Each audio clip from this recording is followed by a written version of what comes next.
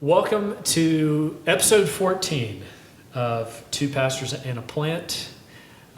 This episode, we are going to be talking about a question. A lot of these questions I just have for JD, and I just want to record them for everybody to see. So this is these are like regular conversations I have in the office. I just have a thought. So if you think like Drew, you're really excited. I just have a thought, and I go ask JD. Instead, I just hold them, and I wait for this show, and we form, 10-minute episodes of this. Which is why we have this very spontaneous, Yeah. unproduced feel Exactly. to the whole podcast. We'll improve on that soon, hopefully. But I think that's one of the endearing traits of the podcast. yeah.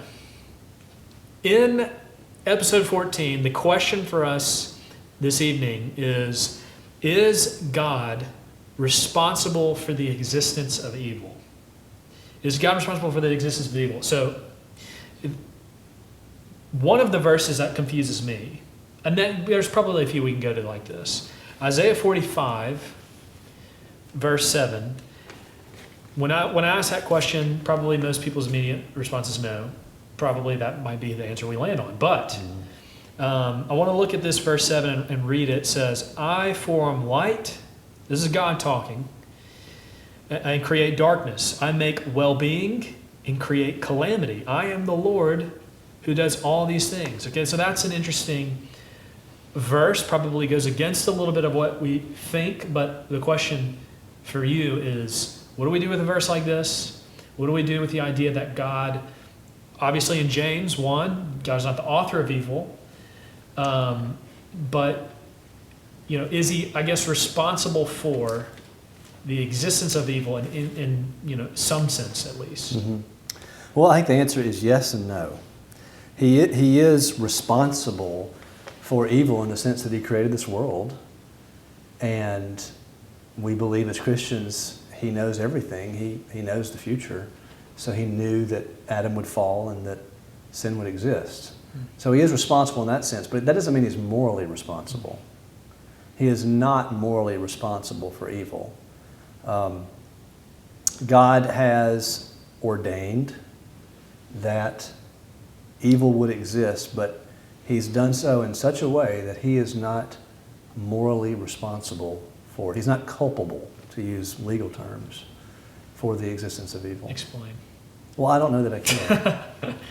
I don't know that I can. But that goes to the point that by faith, Christians have the best of all worlds. Yeah. Because by faith, we believe, we can't understand, we can't comprehend, we apprehend but we can't comprehend, that we have a good God who loves us and is perfect in every facet of his being. He's immortal, invisible, omniscient, omnipotent, and he loves us. He has allowed evil to happen, but ultimately only for our good and his glory. And we cannot begin to connect all the dots to show how it is that evil is for our good and for his glory. So the next question. So we take it by faith, in other words. Yeah. But that's the best.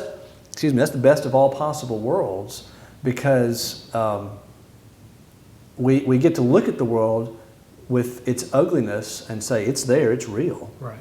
Unlike in some Eastern religions where we say that's an illusion. And but we also get to look at the world in its beauty and say that's from God. So we get to affirm the world as it really is as Christians, yet have a God who is created it good and is going to guarantee that it is good through the death, burial, and resurrection of his Son. All of this is for his glory. And the question, I think a lot of people, if we can keep moving the line back all the way to, it's easy for us to just blame all of this on Satan.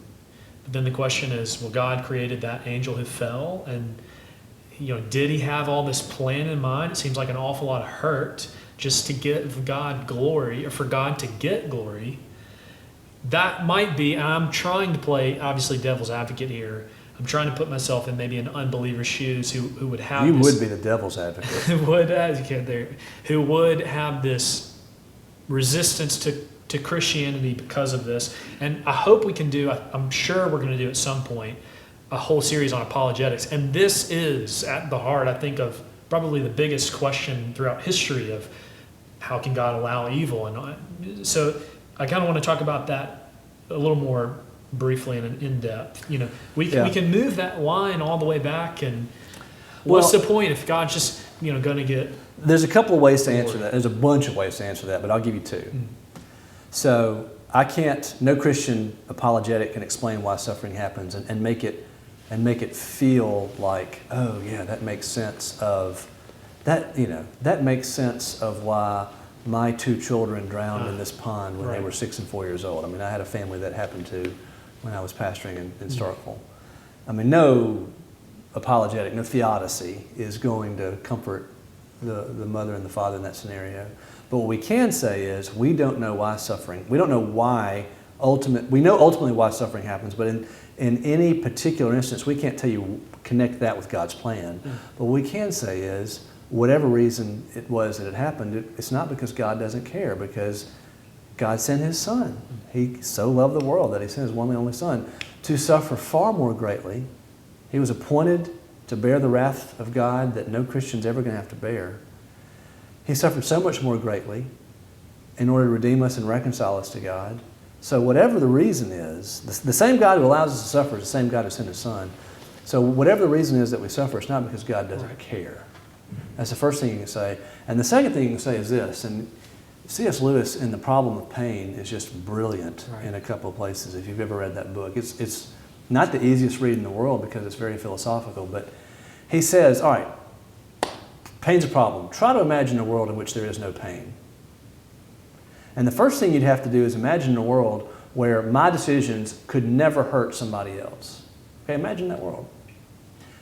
That world, you can't imagine it.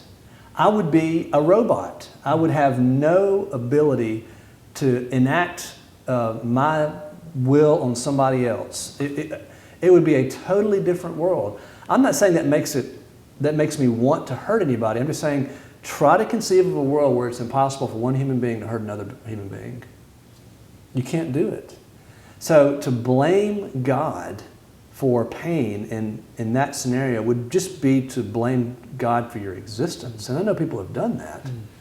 But to say that it would be better that God didn't create it all than that He created this world, that argument doesn't bear any philosophical weight, because you're comparing something you know with something there's no way you could know, and that's not how you do good reasoning.